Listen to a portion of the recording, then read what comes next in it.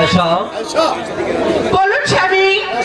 বেলা অনেক হয়ে গেল, কাশেম তো এখন স্কুল থেকে ফিরে আসছে না কেন? না তো স্বামী, এখনো ফিরে আসছে না। আয়শা আমার মনে হয় বলো কি হয়েছে, বলো কি হয়েছে, বলো বলো আয়শা কি কি বলো রশিদা? গোলাম খা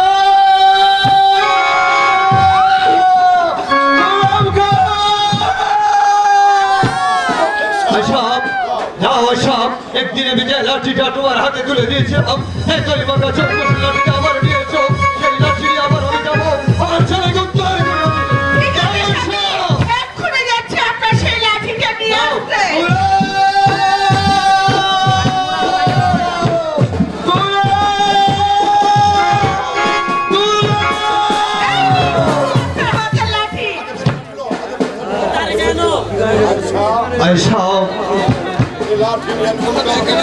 এই লাঠি নিয়ে আমি উল্কার বেগে ছুটে যাবো বাদশাহীরের দরবারে।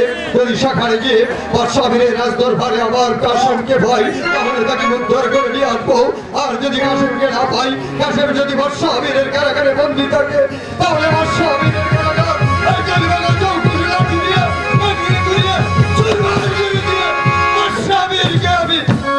ছেলেকে আমি ফিরে আনবো। আর একটি কথা তুমি শুনে রাখো আয়শা, আজ যদি আমি আমার ছেলেকে ফিরে আনতে না পারি তাহলে তোমার আমার জীবনে এটাই হবে।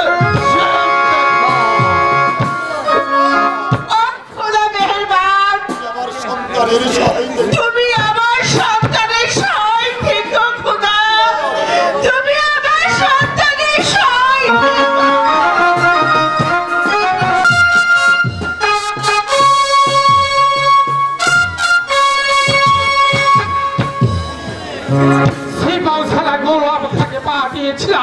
সে বেয়াদবের বাচ্চাটাকে ধরে আনতে সে এখনো ফিরে আসছে না কেন? এই কারণ ইচ্ছা আমি বুঝতে পারছি। সম্রাট ভাতের বাচ্চাকে আমি বন্ধ করে নিয়ে এসেছি।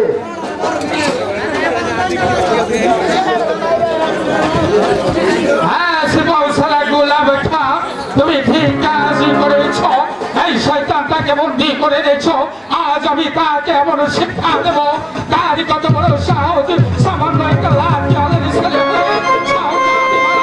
করেছে ভালোবাসা, তার উচিত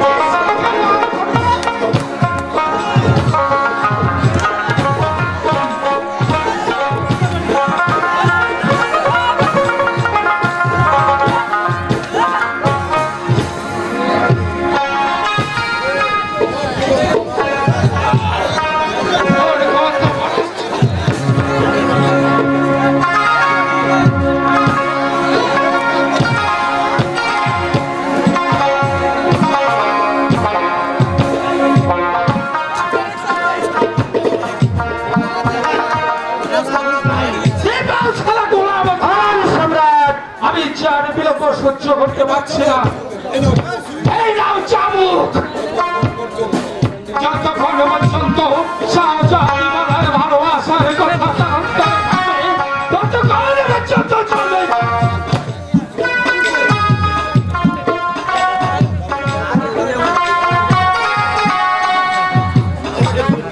মালাকে তুই বলে যা, মালাকে তুই বলে যা, হ্যালো মালাকে তুই বলে যা, বাদির বাচ্চা বাদির বাচ্চা।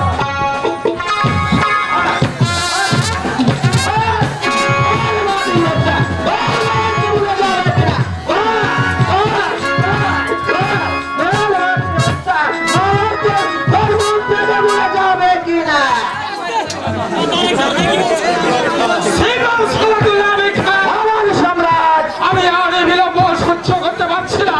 এ বাদির বাচ্চা যে চক্ষু দিয়ে আমার তুমি এই মুহূর্তে বাদির বাচ্চার চক্ষু দুটি হলে আমাকে হিসাবে দেবে। আমি তাই করছি সম্রাট। সাইড হলাম না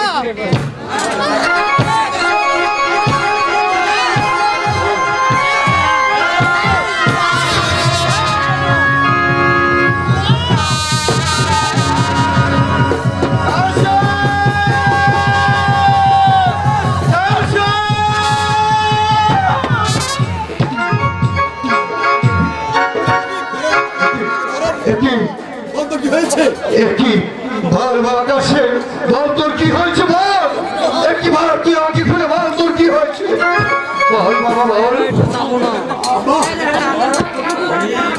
বল বাবা বল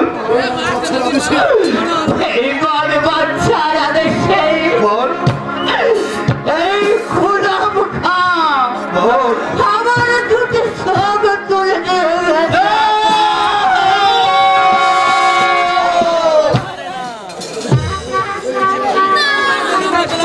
বেঈমান বাদশা গোলাম খাপ গোলাম খাপ তুমি বেঈমান বাদশার আদেশে তুমি আমার ছেলের কাশেমের চোখ তুলে নিয়েছ আজ তুমি আমার ছেলের চোখ তুলে নিয়ে যে আঘাত তুমি দিয়েছ তার চেয়ে 10 গুণ আঘাত আমি তোমাকে দেব গোলাম খাপ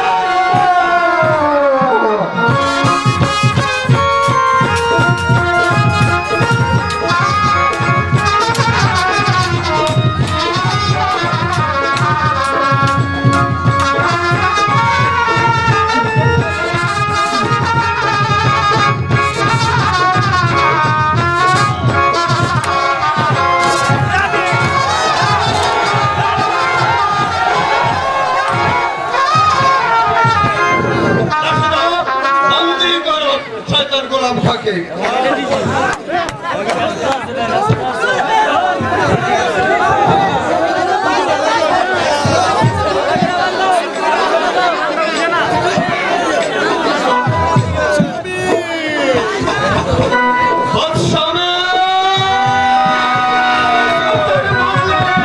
আমি এখনো বলছি তুমি যদি তোমার জীবনটাকে রক্ষা করতে চাও তাহলে এই মুহূর্তে কাঁদতে থেকে চলে যাও নইলে তোমার ছেলের মতো তোমার জন্য জীবন কাঁদাতে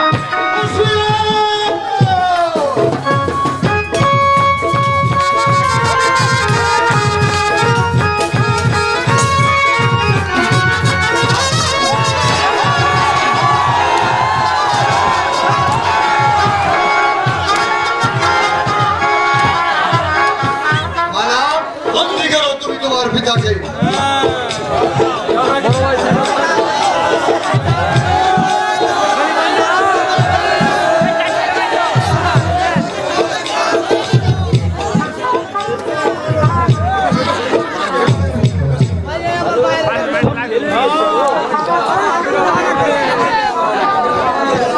বেঈমান বাদশা আমির শয়তান শিবশালা গোলাম খাপ তোরা আমার ছেলে দুটো চোখ তুলে নিয়েছিস তাই তোদের দুজনের চোখ আজ আমি আশাটা তুলে নেব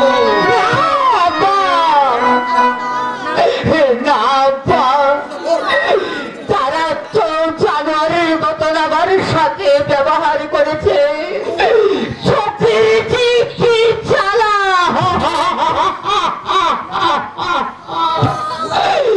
তারা তো ভুল করেছে আপা আপনি এই ভুল করবেন না আপনি তাদেরকে ক্ষমা করে দেন আপা আপনি তাদেরকে বেঈমান বাদশা শয়তান গোলাম খাপ যে দেখ আমার ছেলে কাশেম কত মহৎ তোর আমার ছেলের চোখ তুলে নিয়েছিস তারপরও সেই দুঃখ যন্ত্রণা সহ্য করে তারপরও তোদেরকে ক্ষমা করে দিতে বলেছে বেঈমানের দল যে দেখ আমার ছেলে কত মহৎ রাশেদা তুমি তোমার বাঁধন খুলে দাও মালা তুমি তোমার পিতার বাঁধন খুলে দাও আপা আপা তুমি কোথায় আপা আপা আমার একটি কথা শুনবে আপা বলো বলো বাবা কাশেম বলো তুমি কি বলতে চাও আজ থেকে তুমি আর লাঠি আর হাতে তুলে নেবে না ওই মালিক আমি তোর মাথায় হাত রেখে প্রতিজ্ঞা করলাম আমার বাকি জীবনে আর কোনোদিন এই লাঠি আমি হাতে নেব না রে মালিক এই লাঠি আমি আর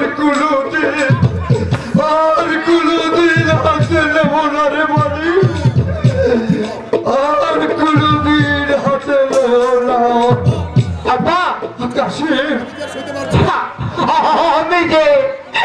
আমি যে সত্যের জ্বালা সহ্য করতে পারছি না আপা। আমাকে শীঘ্রই আমার মায়ের কাছে নিয়ে চলো আপা। আমি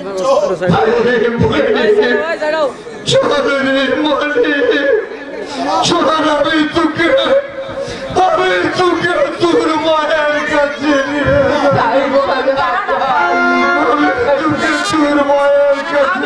আমিও যাবো আপনাদের সাথে। তুমি কোথাও যেতে পারবে না। কেন যেতে পারবো না?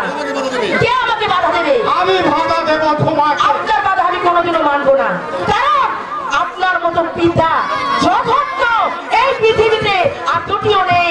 তার চেয়ে কুকুরও অনেক ভালো। আমিও যাবো তোমার সাথে।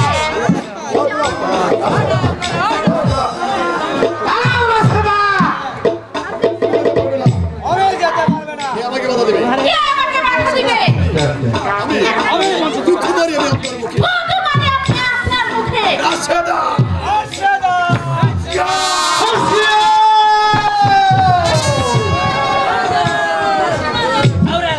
একটি কথা কান খুলে শুনে রাখা শিবশালা গোলাম খা। একদিন আমি আমার লাঠি দিয়ে এই বেঈমান বাদশাকে আমি রাজ সিংহাসনে বসেছিলাম। আমার যদি সেই লাঠি আমার হাতে তুলে দিতে হয়, তাহলে তোমাকে আমি এই পৃথিবীর মধ্যে আমি ছিন্ন করব।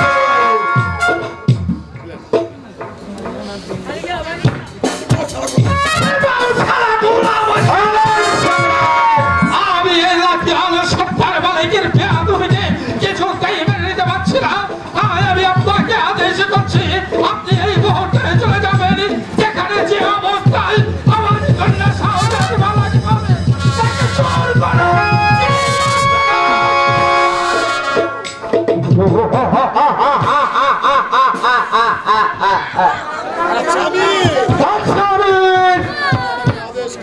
তুমি আমাকে আদেশ করেছ, আমি তোমার অনেক আদেশ পালন করেছি। আমি যখন ওই শাহজাদি মালাকে পেলাম না, তাহলে আজ থেকে আমি তোমার কোনো আদেশই শুনবো না। যেমন করে হোক তোমার ওই রাজ্যটাকে আমি